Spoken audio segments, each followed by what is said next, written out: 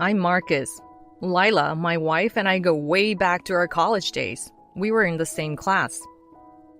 After graduation, we both landed jobs, lived the engaged life for a couple of years, then moved in together before tying the knot. But somewhere along the line, Lila changed. We used to split chores and living costs, each pulling our weight. After getting married, though, Lila started slacking off, and before I knew it, she wasn't doing anything at home. It didn't matter how much I tried to talk to her, chores were out of the question and she stopped pitching in for bills. Then out of the blue, she quit her job and started living it up on my dime. And that's when she did something that really got my goat. A year into our marriage, Lila decided to switch from full-time to part-time work. Her reasoning? She wanted us to start trying for a kid. Now, I didn't have a problem with that, but she didn't bother discussing it with me. Anytime I asked, she'd give me some half-baked answer and dodge the topic, which left me honestly scratching my head. I remember asking her, "Lila, I got why you shifted to part-time work, but why didn't you talk to me about it? I don't exactly rake in the big bucks, you know. If we have a kid, it's gonna be tough."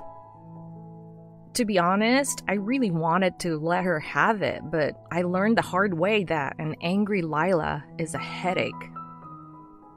Once, I made the mistake of eating some ice cream she'd bought, and she gave me this icy stare, ranting about me stealing what she got to unwind after a hard day.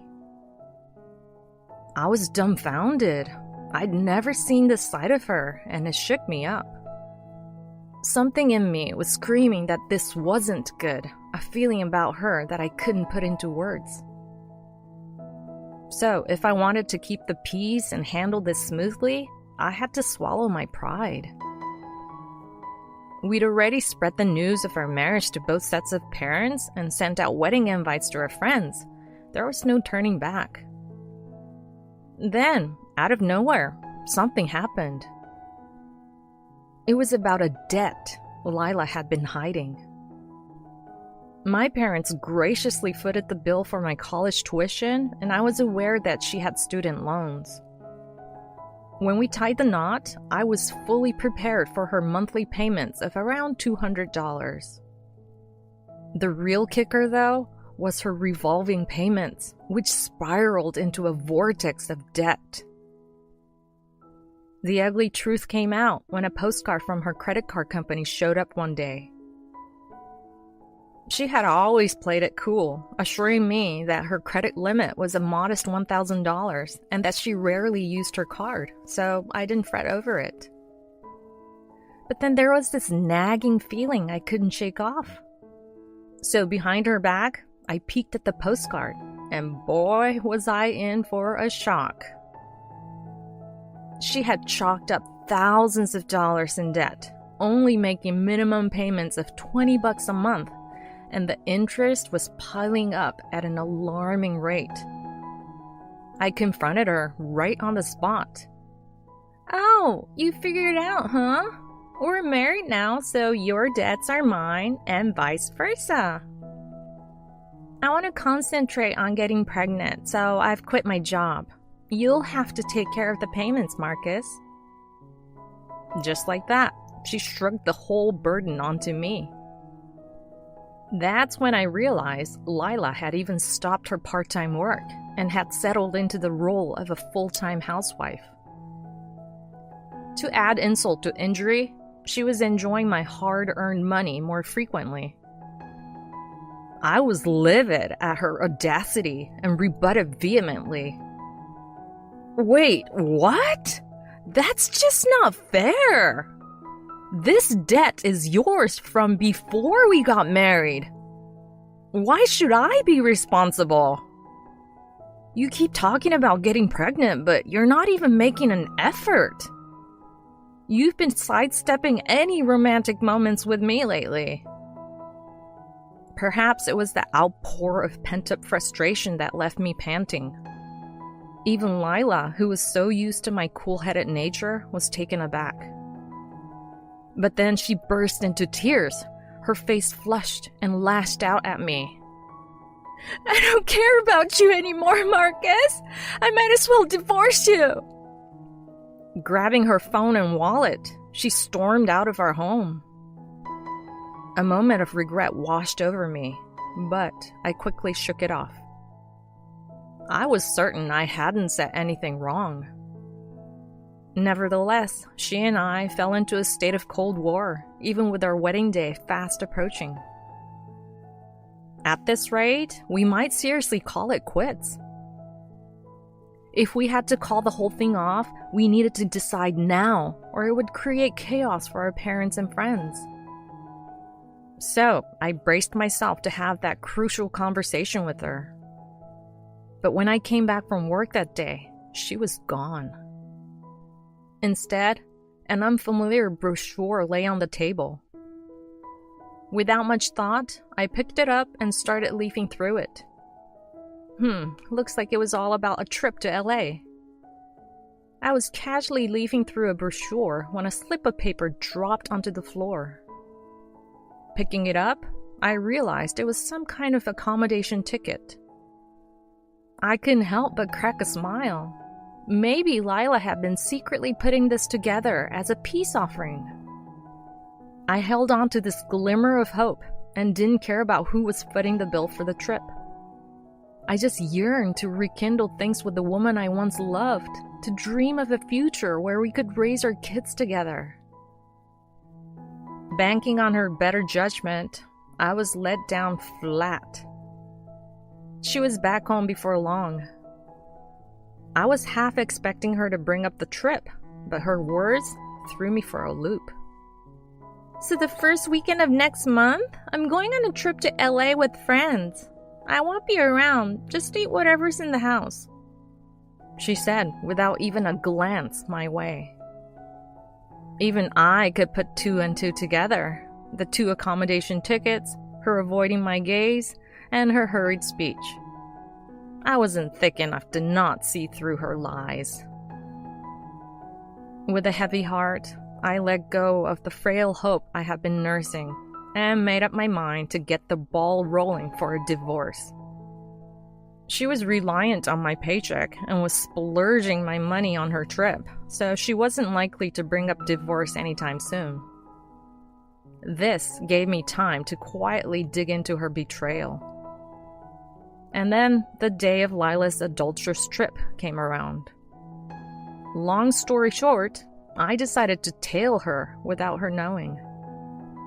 I had gotten wind of her destination from the brochure, and I remembered her place to stay. So when I checked with the hotel for any vacant rooms, they had just one left. It was a tad costly for a single person, but I couldn't let this opportunity slip considering Lila and her fling would be lodging at the same hotel. I kept on her tail without her being any the wiser, capturing their dialogues and the journey's events. I was determined not to leave any room for excuses.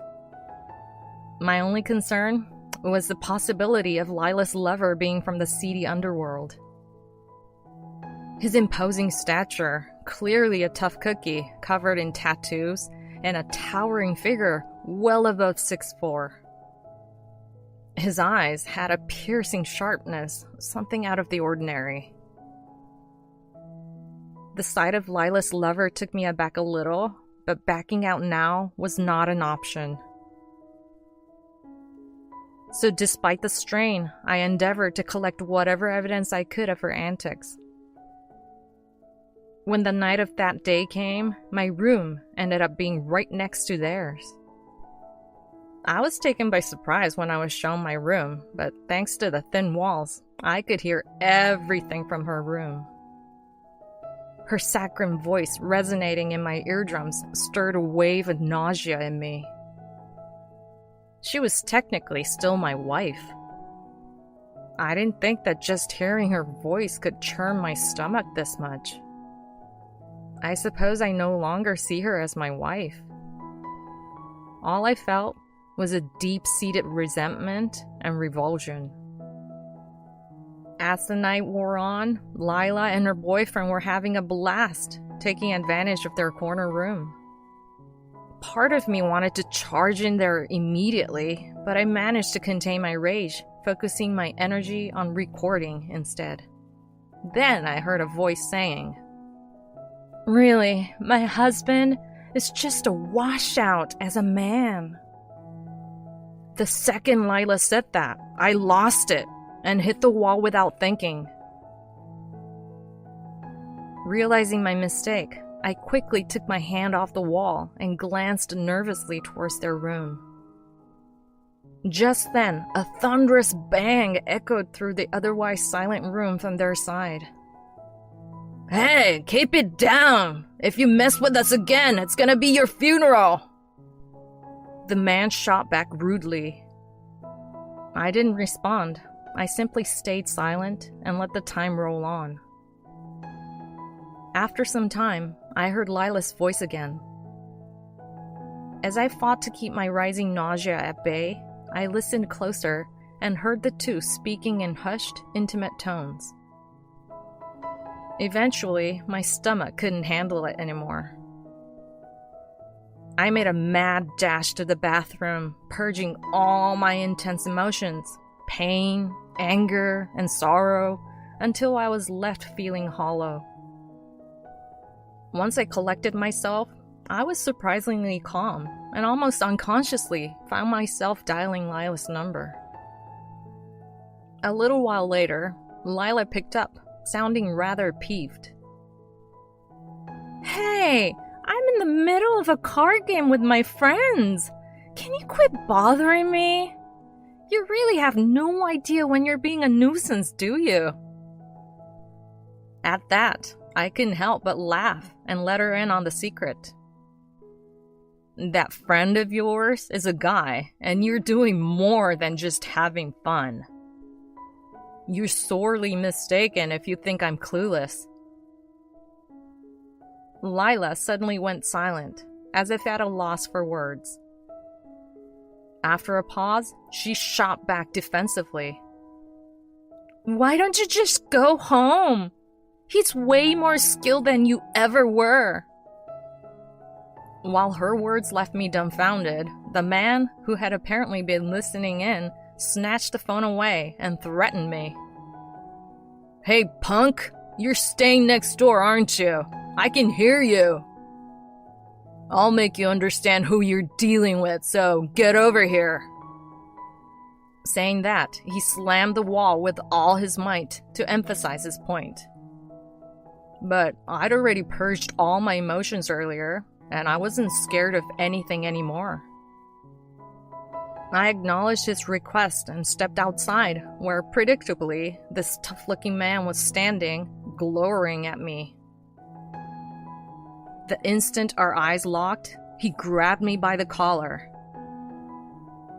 "I'm part of the mafia you scumbags fear.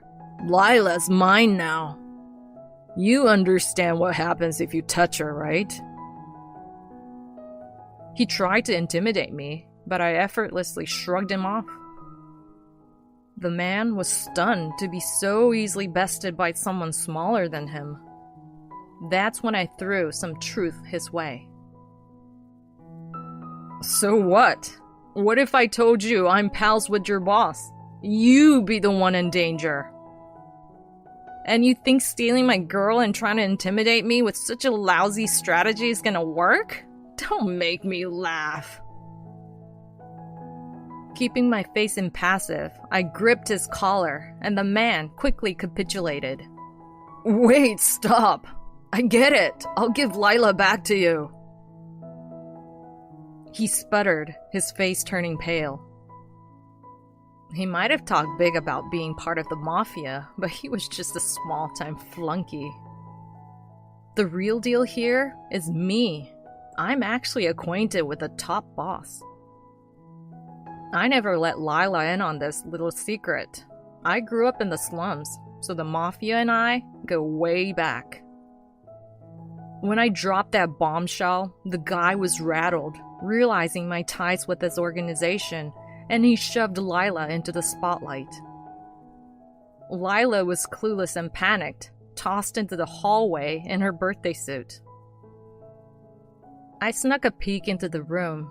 It was a pig pen, littered with all sorts of junk.